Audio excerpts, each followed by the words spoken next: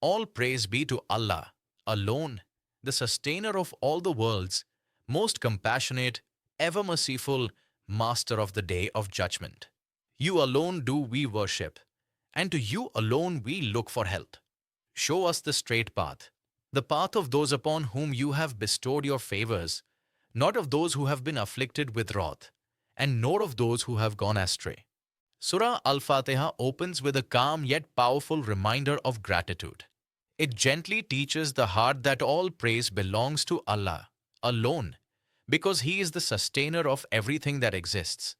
Every world, every life, every unseen system continues because of His care.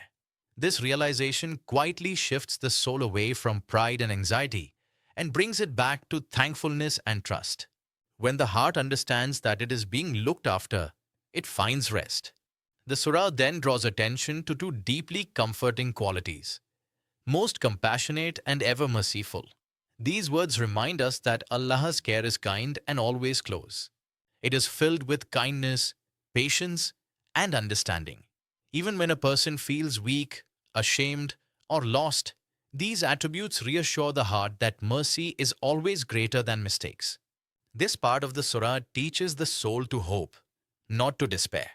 When Allah is described as the master of the day of judgment, the tone becomes balanced and wise. It gently reminds us that life has purpose and accountability. Nothing is meaningless, and no effort is wasted. At the same time, this awareness brings justice and comfort, because all wrongs will be addressed and all sincerity will be honored. The heart learns to live responsibly, without fear, knowing that ultimate judgment belongs to the one who is perfectly just and merciful. Then, the surah turns into a deeply personal conversation, saying, "O Allah, you alone do we worship, and to you alone we look for help," is a declaration of sincerity. It clears the heart from depending on the wrong things and being pulled in too many directions. Worship here is not only a practice, it means fully trusting, obeying, and loving Allah.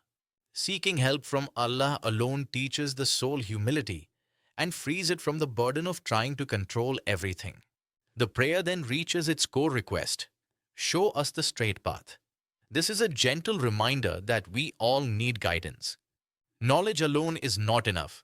The heart needs direction. The straight path represents balance, truth, and stability in belief, in character, and in action.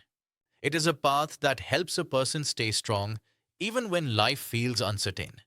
That path is further clarified as the way of those who received favors. These favors are not only material, they include clarity of heart, strong faith, and living with honesty.